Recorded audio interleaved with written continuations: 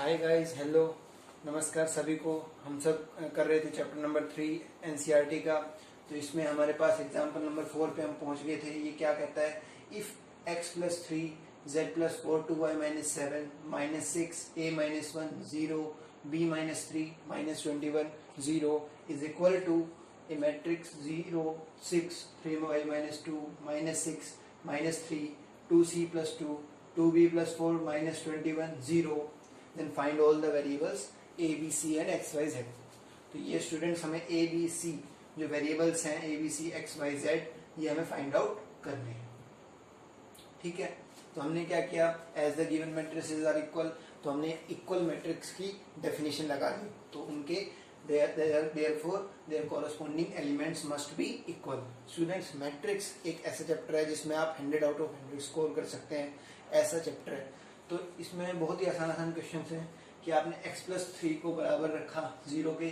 जब दोनों इक्वल है मैट्रिक्स तो उनके कॉरस्पॉन्डिंग एलिमेंट्स भी इक्वल होंगे, तो x प्लस 3 आपके पास 0 के बराबर होगा। ठीक है, तो आपने x प्लस 3 0 के बराबर लिखा।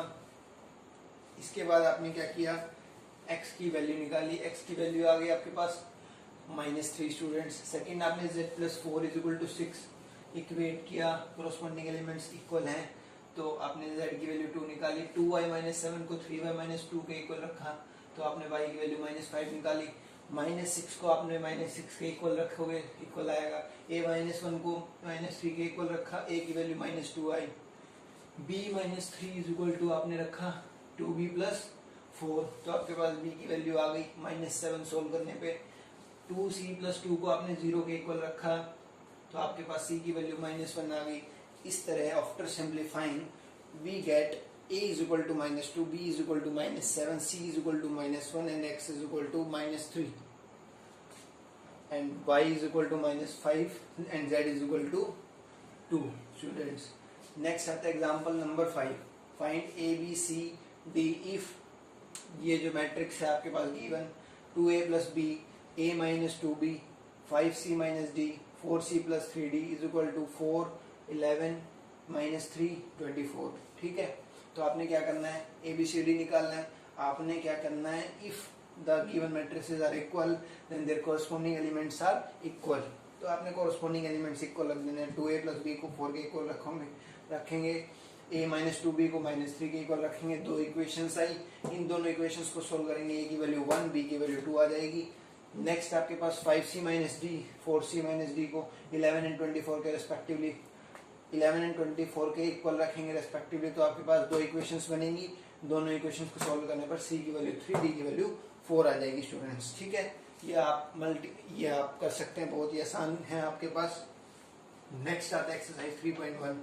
इसमें क्वेश्चन नंबर फर्स्ट जो आपके पास है स्टूडेंट्स 3.1 में क्वेश्चन नंबर फर्स्ट जो आपके पास है वो देखना है एक बार। ये आपके पास है क्वेश्चन नंबर फर्स्ट, आपके पास पूछ रहा है in the matrix A is equal to given matrix है। ठीक है, ऑर्डर ऑफ मैट्रिक्स पूछ रहा है। इसमें टोटल एलिमेंट्स है स्टूडेंट्स 12। टोटल एलिमेंट्स 12 है, तो ऑर्डर ऑफ द मैट्रिक्स हो जाएगा 12। द नंबर ऑफ एलिमेंट्स पूछ रहा है। ठीक है, ऑर्डर ऑफ ए पूछा था 12 आएगा, नंबर ऑफ एलिमेंट्स पूछ रहा है ए में, तो अब हमारे पास 12 आएंगे। एंड aij पूछ रहा है where i is greater than equal to 1 is less than equal to j is less than equal to 3। तो a1 3 पूछ रहा है, a21 पूछ रहा है, a33 पूछ रहा है, a24 पूछ रहा है, a23 पूछ रहा है। ये आप आसानी से बता देंगे स्टूडेंट्स। नेक्स्ट आता है question number 2 and question number 3 are same as example number 3। ठीक है students, example number 2 sorry, question number 4 and 5 are same as example number 3। ठीक है, तो यहां तक आप करेंगे।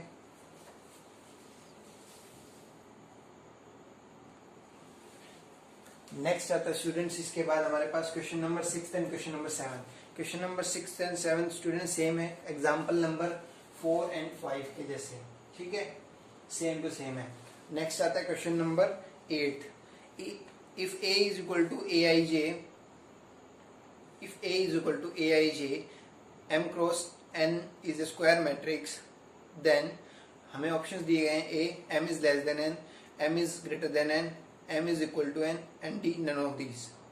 तो हमने इसमें से ऑप्शन चुनना था, तो हमने स्क्वायर मैट्रिक्स के लिए हमें पता है क्या होता है, m is equal to n होता है, तभी तो वो स्क्वायर मैट्रिक्स होती है, उसमें number of rose and number of column बराबर होते हैं। नेक्स्ट क्वेश्चन नंबर 9 पूछ रहा है एमसीक्यू में, which of the given values of x and y make the following pair of matrices equal.